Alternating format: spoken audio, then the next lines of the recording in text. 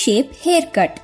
ನಿಮ್ಮ ಕೂದಲನ್ನು ವಿವಿಧ ಆಕಾರಗಳಲ್ಲಿ ಕಟ್ ಮಾಡುವ ಮೂಲಕ ನಿಮ್ಮ ವ್ಯಕ್ತಿತ್ವಕ್ಕೆ ಹೊಸ ಮೆರುಗನ್ನು ನೀಡಬಹುದು.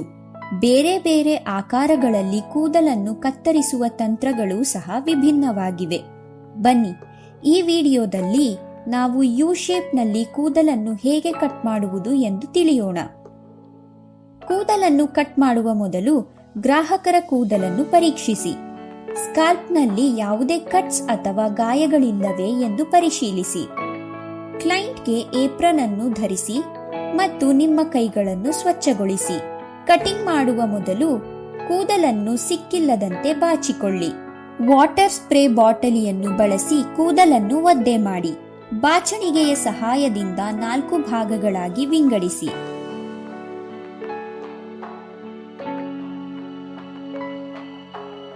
ಈ 4 ಭಾಗಗಳನ್ನು ಈ ರೀತಿಯಾಗಿ ಕ್ರೊಕೊಡೈಲ್ ಕ್ಲಿಪ್ನಿಂದ ಸೆಟ್ ಮಾಡಿ. ಮೊದಲಿಗೆ ಹಿಂಭಾಗದ 2 ಭಾಗಗಳ ಕ್ರೊಕೊಡೈಲ್ ಕ್ಲಿಪ್ ತೆಗೆಯಿರಿ. ನಂತರ ಬಾಚಣಿಗೆಯ ಸಹಾಯದಿಂದ ಮಧ್ಯಭಾಗದಲ್ಲಿ 2 ಚಿಕ್ಕ ವರ್ಟಿಕಲ್ ಭಾಗಗಳನ್ನು ತೆಗೆದುಕೊಳ್ಳಿ. ಈ ಭಾಗಗಳನ್ನು ಬಾಚಿಕೊಳ್ಳುತ್ತಾ ಕತ್ತರಿಯಿಂದ ಕೂದಲ ತುದಿಯನ್ನು ಸಮವಾಗಿ ಸ್ಟ್ರೇಟ್ ಕಟ್ ಮಾಡಿ. ಇದು ನಮ್ಮ ಗೈಡ್ಲೈನ್ ಆಗಿರುತ್ತದೆ. ಎಡಭಾಗದಿಂದ ಚಿಕ್ಕ ವರ್ಟಿಕಲ್ ಭಾಗವನ್ನು ತೆಗೆದುಕೊಂಡು ಗೈಡ್ಲೈನ್ ಬಳಸಿಕೊಂಡು ಅದನ್ನು 60 ಡಿಗ್ರಿಯಲ್ಲಿ ಕಟ್ ಮಾಡಿ. ಕೂದಲನ್ನು ಕತ್ತರಿಸುವ ಮೊದಲು ಬಾಚುವುದು ಕಡ್ಡಾಯ ಎಂಬುದನ್ನು ನೆನಪಿನಲ್ಲಿಡಿ. ನಂತರ ಮುಂದಿನ ವಿಭಾಗವನ್ನು ತೆಗೆಯಿರಿ. ಇದನ್ನು ಸಹ ಗೈಡ್ಲೈನ್ನ ಸಹಾಯದಿಂದ 60 ಡಿಗ್ರಿಯಲ್ಲಿ ಕತ್ತರಿಸಿ. ನಾವು ಕೂದಲನ್ನು ಕತ್ತರಿಸುವಾಗ 60 ಡಿಗ್ರಿಗಳಲ್ಲಿ ಕತ್ತರಿಸಬೇಕು ಎಂಬುದನ್ನು ನೆನಪಿಡಿ. ಬಾಚಣಿಗೆ ಮಾಡಿ ಹೇರ್ ಕಟ್ ಅನ್ನು ಪರೀಕ್ಷಿಸಿ.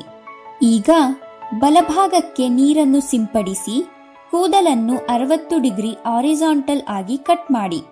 ಕತ್ತರಿಸುವಾಗ ನಿಮ್ಮ ಬೆರಳುಗಳು ನೇರವಾಗಿರಬೇಕು ಹಾಗೂ ಬಾಚಣಿಗೆ ಮತ್ತು ಕತ್ತರಿಗಳನ್ನು ಕೆಳಗೆ ಇಡಬಾರದು ಎಂಬುದನ್ನು ನೆನಪಿನಲ್ಲಿಡಿ.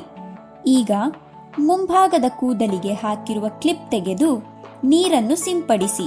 ಗೈಡ್ಲೈನ್ನ ಸಹಾಯದಿಂದ ಅದನ್ನು 60 ಡಿಗ್ರಿಗಳಲ್ಲಿ ಕಟ್ ಮಾಡಿ. ಕೂದಲನ್ನು ಬಾಚಿಕೊಳ್ಳಿ ಮತ್ತು ಯು ಆಕಾರವು ಸರಿಯಾಗಿದೆಯೇ ಅಥವಾ ಇಲ್ಲವೇ ಎಂಬುದನ್ನು ಪರಿಶೀಲಿಸಿ.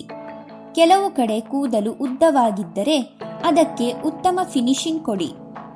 ನೀವು ಈಗ ಕೂದಲನ್ನು ಯು ಶೇಪ್ನಲ್ಲಿ ಸರಿಯಾಗಿ ಕಟ್ ಮಾಡುವುದನ್ನು ನೋಡಬಹುದು. ಈ ರೀತಿಯಾಗಿ ನೀವು ಯು ಶೇಪ್ನಲ್ಲಿ ಕೂದಲನ್ನು ಹೇಗೆ ಕತ್ತರಿಸಬೇಕೆಂದು ಕಲಿತಿದ್ದೀರಿ. ಈ ಹೇರ್ ಕಟ್ ಅನ್ನು ನೀವು ಪ್ರಯತ್ನಿಸಿ ನೋಡಿ.